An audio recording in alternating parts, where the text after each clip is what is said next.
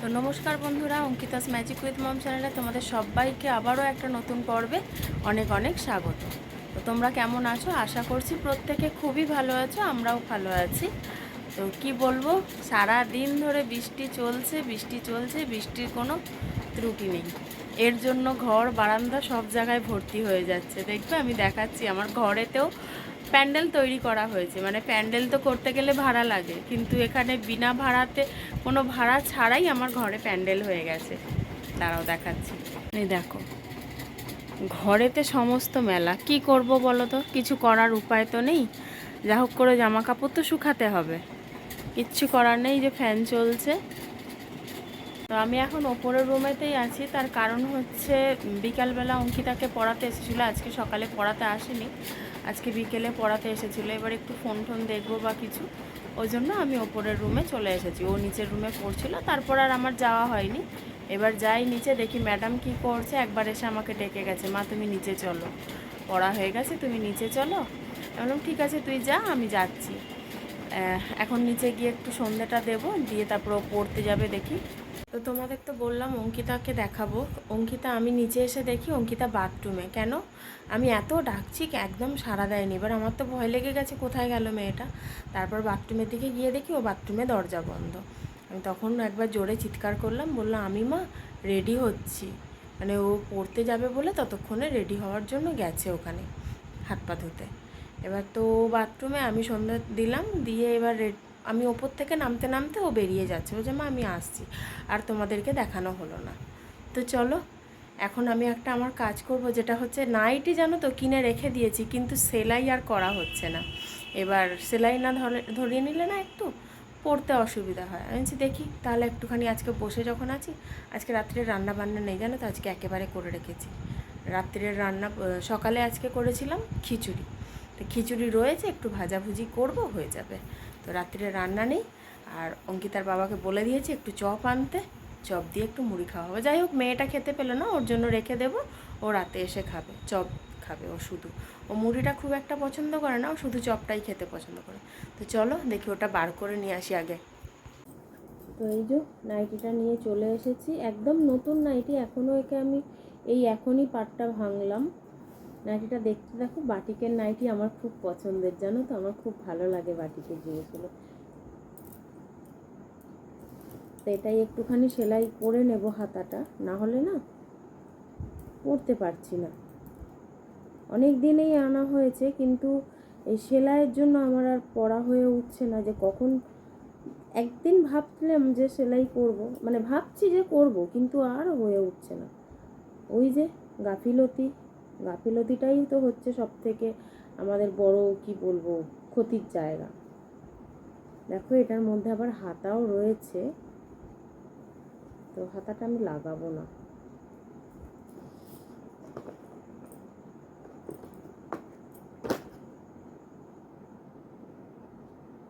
সুচ কোথায় গেল? আচ্ছা,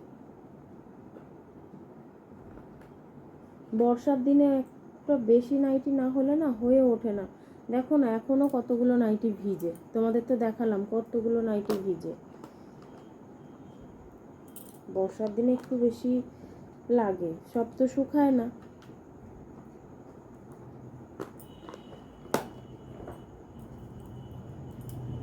এই দেখো, হাতাটা আবার সেলাই করা, তো এখান দিয়ে আবার খুলবো কি করে।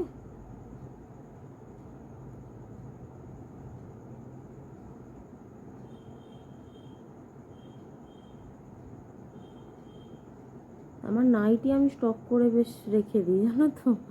নাইটি আমার খুব ভাল লাগে, আসলে ভাল লাগে কি, সবসময়তেই তো লাগে, ওই জন্য এই জিনিসটা রেখেই দিতে হয়। দুদিকে একই কালার তো, বুঝতেও পারছি না।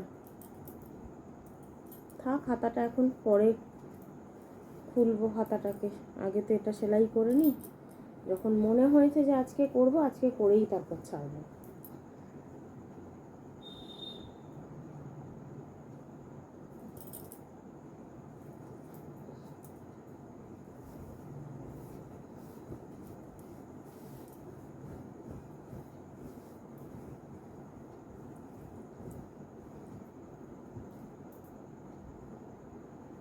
অঙ্কিতার বাবা একদিন দেখে বলছে, তুমি কি নাইটি বিক্রি করবে?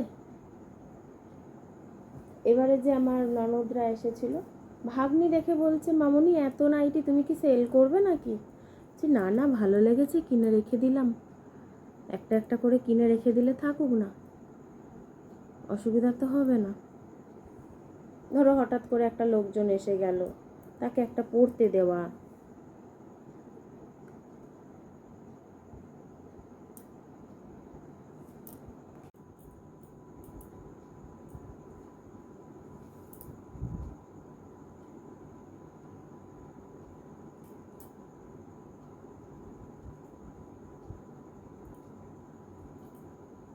আগে সেলাই করতাম, জানো তো, মেশিনেতে করতাম, তারপরে সব নানান কাজে ব্যস্ত হওয়াতে বাদ সব হয়ে গেছে। অনেক দিন আগে সেলাই করতাম, টুকটাক সেলাই করতাম, কি হতো নিজের ঘরেরগুলোই নিজে করে নিতাম, তো কোনো অসুবিধা হতো না। আর খুব গায়ে লাগে একটুখানি সেলাই করার জন্য না, এখন বেশ অনেকটা টাকা বেড়ে গেছে। তো হাতে যখন সেলাই করলে হয়ে যাবে, একটু করে নিই।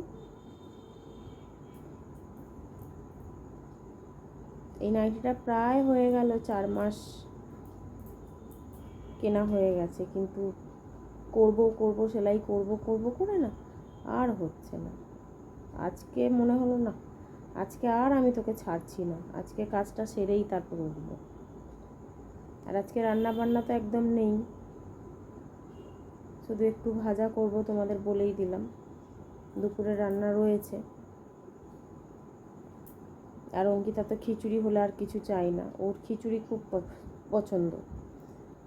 খিচুড়ি বানালাম সকালে বৃষ্টি দেখে, দুপুরে বৃষ্টি থেমে গেল খাওয়ার সময়, আর খিচুড়ি খাওয়া হলো না। মানে কি বলবো, মানে আনন্দ করে খাওয়া হলো না। পেটে তো দিতে হবে, কিন্তু আনন্দ করে যে বৃষ্টির মরশুমে যে খিচুড়ি খাওয়াটা, সেটা আর হলো না। তো চলো এটা সেলাই করে নিই। এখানে মুড়ি মেখে হাজির। আমরা এখন মুড়ি খেতে বসেছি। এখন কটা বাজে? 8:40। 8:40-এ মুড়ি খাচ্ছি। এখানে শসা, পেঁয়াজ, লঙ্কা। হ্যাঁ দিদি, তাই বলতে বলতে থেমে গেলাম। এখানে মুড়ি আছে, চানাচুর, পেঁয়াজ, লঙ্কা, তার সাথে হচ্ছে একটু লেবুর রস, একটু ভাজা মশলা, আর হচ্ছে চপ। এই এখন টিফিন চলছে। এই দেখো টিফিন চলছে আমাদের। তো দেখো এখানে আমি বললাম না যে রাত্রের জন্য ভাজা করব, পটল কেটে নিয়েছি, এখানে আলু কেটে নিয়েছি, আর বেগুন কেটে নিয়েছি। আলু পটল বেগুন ভাজা হবে, আর তার সাথে একটু ডিম ভেজে নেব। নাহলে তো আমার মেয়েটা আবার ডিম ছাড়া খেতে পারবে না, ওর একটু কষ্ট হবে। ডিমটাও খুব ভালোবাসে জানো তো খেতে। এগুলো এখন ধুয়ে নিই আমি ভালো করে, এগুলো ধোয়া হয়নি আমার, ধুয়ে নেব।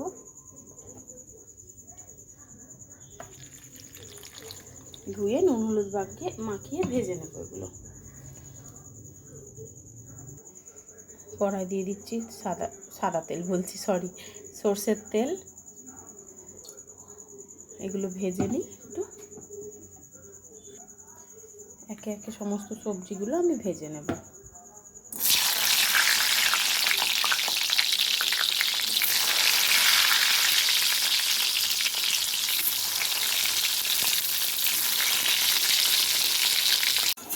বেগুনের প্রায় 1 পিসটা ভাজা হয়ে গেছে, আমি একটু উল্টে দেবো।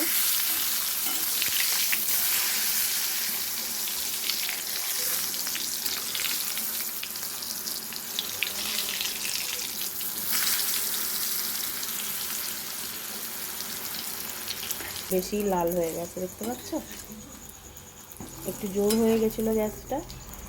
এবার আমি তুলে নেব এগুলো। দেখো পটলগুলো দিয়ে দিয়েছি, পটলগুলো এবার হতে থাকুক। আলুটা ভাজা হলেই হয়ে যাবে। এবার পটল ভাজা বেগুন ভাজা হয়ে গেছে, আলু ভাজা হলেই হয়ে যাবে। এই দেখো আমার সমস্ত কিছু সবজি ভাজা হয়ে গেছে, আলু পটল বেগুন, আর রাত্রে খাওয়ার সময় ডিমের অমলেটটা করে নেব।